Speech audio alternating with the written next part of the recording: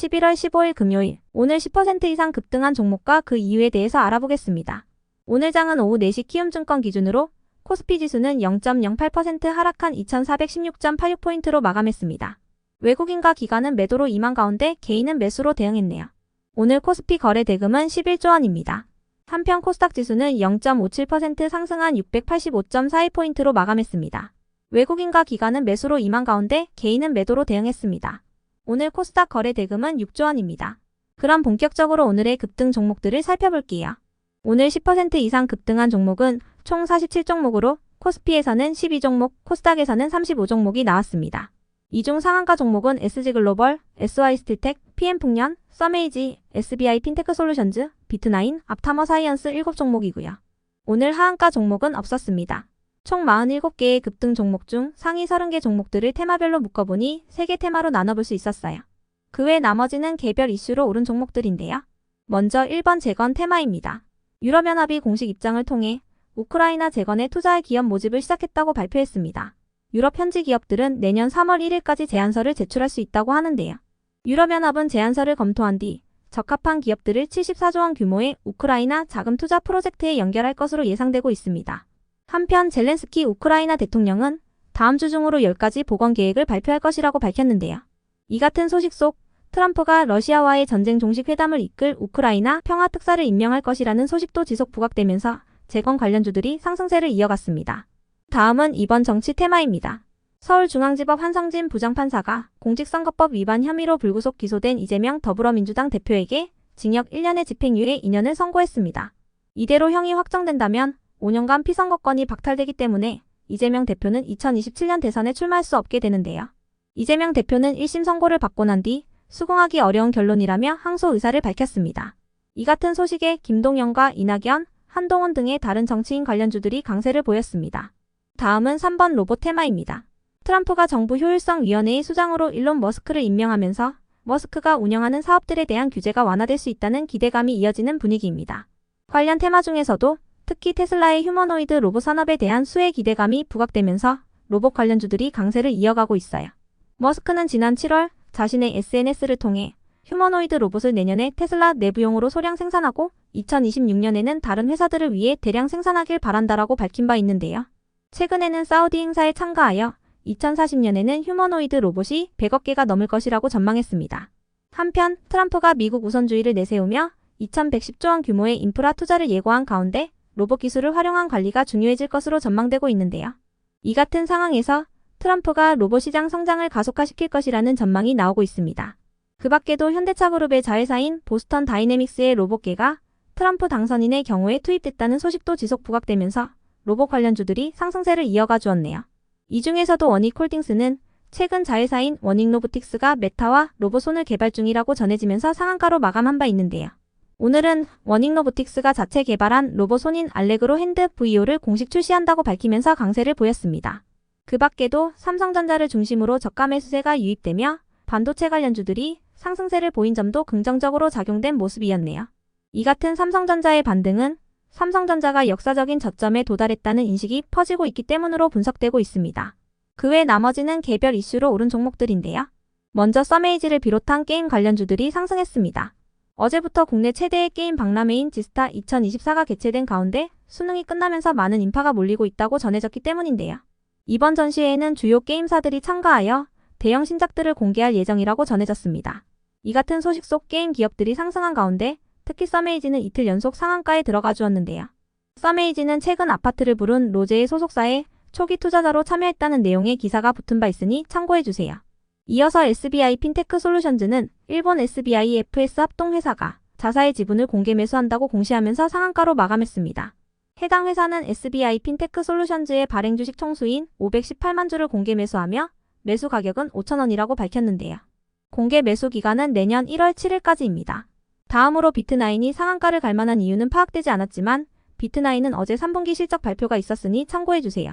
비트나인은 전년 동기 대비 매출액은 22% 감소한 55억 원을 기록하고 영업이익은 적자폭이 축소된 마이너스 3억 원을 기록했다고 발표했습니다.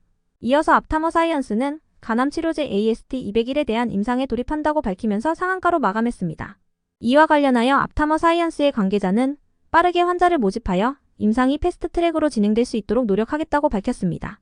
다음으로 스타플렉스는 흑자 전환한 3분기 실적을 발표하면서 상승했습니다. 스타플렉스는 전년 동기 대비 매출액은 16% 증가한 202억 원을 기록하고 영업이익은 흑자 전환한 5억 원을 기록했다고 발표했습니다. 이어서 삼화전자를 비롯한 히토류 관련주들이 상승했습니다. 미국과 중국 간의 기술 패권을 둘러싼 경쟁이 원자재인 히토류로 확장되고 있다고 전해지면서 관련 기업들이 반사수의 기대감을 잊고 상승세를 보인 것으로 추정되는데요. 미국의 언론사인 비즈니스 인사이더는 중국이 글로벌 히토류 시장에서 압도적인 우위를 점하고 있으며 이를 통해 미국과의 기술 전쟁에서 영향력을 행사할 수 있다고 전망했습니다. 중국의 히토류 공급량은 세계 60%를 차지하며 정제된 히토류 공급량은 90%를 차지하고 있는데요. 이 같은 분위기 속에서 삼화전기가 히토류의 대체제로 알려진 페라이트 관련주로 부각되었습니다. 다음으로 바이온을 비롯한 화장품, 여행 등의 중국 소비 관련주들이 상승했습니다. 오늘 윤 대통령과 시진핑 중국 국가주석이 2년 만에 정상회담을 개최한다고 전해졌기 때문인데요. 윤 대통령은 페루 리마에서 시진핑 주석과 만나 경제적, 문화적 교류 활성화에 대해 논의하고 한반도 정세에 대해 심도 있는 의견을 교환한다고 전해졌습니다. 한편 중국 국가통계국은 10월 중국 소매 판매가 4조 5,396억 위안으로 전년 동월 대비 4.8% 증가했다고 발표했는데요. 이러한 소식들 속에서 화장품과 의류, 여행, 면세점 등의 중국 소비 관련주들이 상승세를 보였습니다. 관련주 중에서도 바이오는 3분기 영업이익이 흑자 전환했다는 소식도 호재로 작용되었는데요.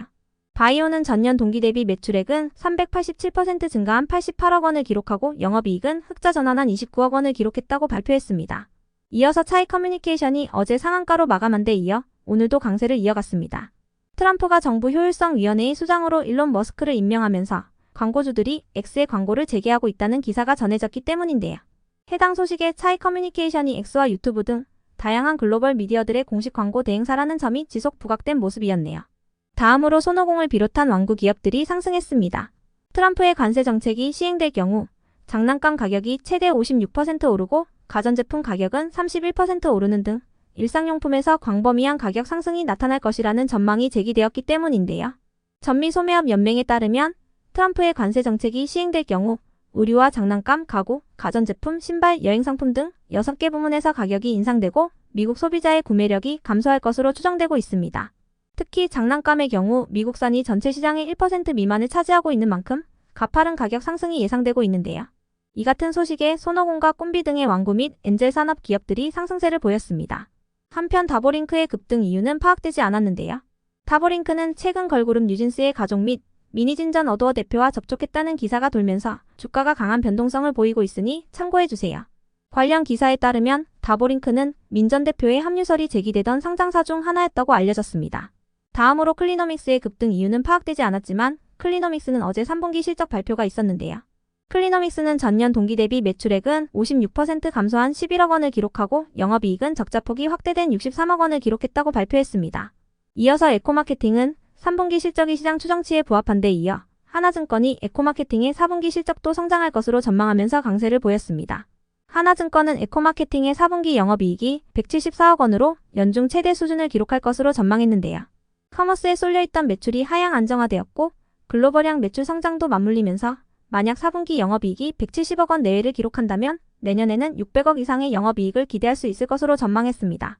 한편 CN플러스의 급등 이유는 파악되지 않았지만 CN플러스는 어제 3분기 실적 발표가 있었으니 참고해주세요. CN플러스는 전년 동기 대비 매출액은 2% 증가한 69억 원을 기록하고 영업이익은 적자 전환한 마이너스 6억 원을 기록했다고 발표했습니다. 다음으로 펩트론의 급등 이유는 파악되지 않았는데요. 펩트론은 장중 주주 배정 유상증자에 대한 청약 결과를 공시했으며 청약률이 111%를 기록했다고 밝혔습니다. 또한 어제 3분기 실적 발표도 있었는데요. 전년 동기 대비 매출액은 13% 감소한 5억 원을 기록하고 영업이익은 적자폭이 확대된 마이너스 46억 원을 기록했다고 발표했습니다. 끝으로 신풍의 급등 이유는 파악되지 않았는데요. 신풍은 이틀 전 3분기 실적 발표가 있었으며 오세훈 관련주로도 묶이는 종목이니 참고해주세요. 신풍은 전년 동기 대비 매출액은 75% 감소한 61억 원을 기록하고 영업이익은 적자폭이 축소된 마이너스 10억 원을 기록했다고 발표했습니다. 그럼 오늘의 거래량과 거래대금 상위 종목들을 시장별로 살펴보고 마칠게요.